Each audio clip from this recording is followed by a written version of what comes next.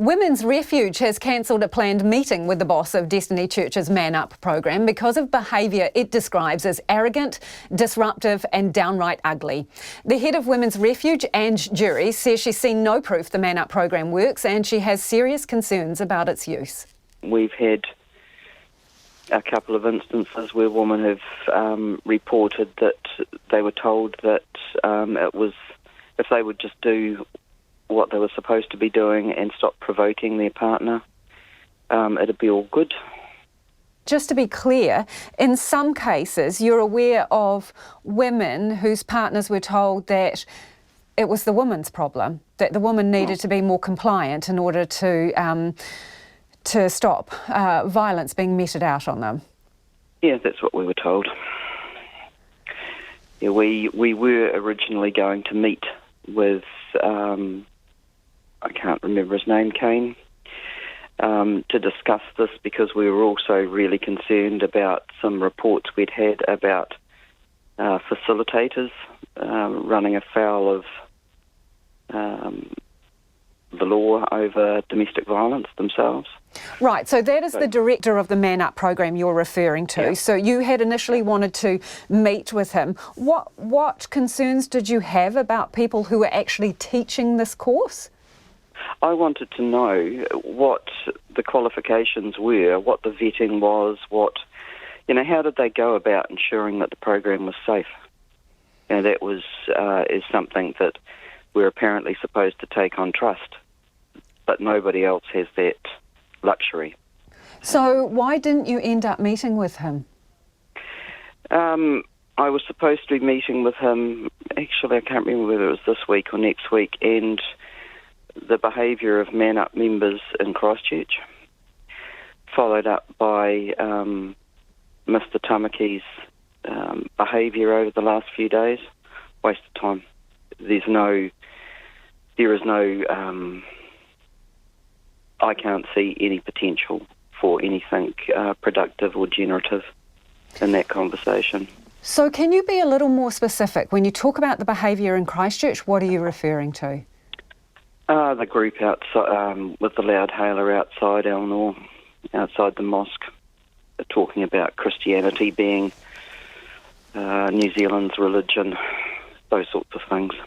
And in terms of Brian Tamaki's behaviour that you've referenced there, what do you mean specifically? Particularly his comments today, where he likened the behaviour of government as a political gang rape. What do you make of that comment? It's just arrogant and destructive and shows that he has very little care for others. It's really sad, actually. The man has the potential to influence an awful lot of people, and what he's doing at the moment is downright ugly. Do you think that words can be violent? Of course they can. So that phrase, do you consider that to be verbal violence? Oh, certainly. Most definitely so. One of Brian Tamaki's tweets was about going into the prisons, and he was saying that they would plan private visits to inmates if they couldn't get in, and would cause inmate revolts in every prison. And then he goes on to say, "I'm warning you," which appears to be a reference to the government and Jacinda Ardern. It's not a joke. That's the sort of thing that does incite violence, regardless of whether he thinks it's just words. It's not. People listen to those words. He said he didn't really mean it in that way. Rubbish.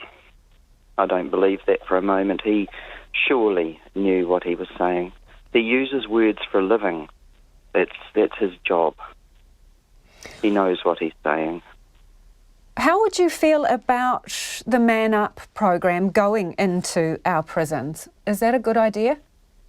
Until such time as they actually start vetting their facilitators, start properly training their facilitators, actually demonstrate what their program is, no.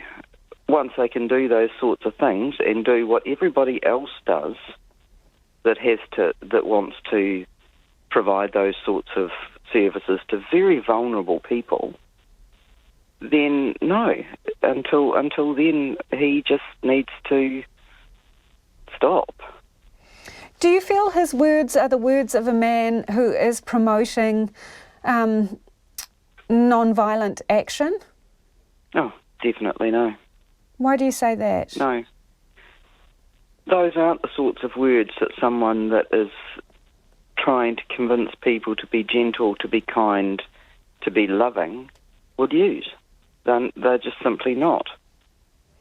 They are aggressive and they are angry words.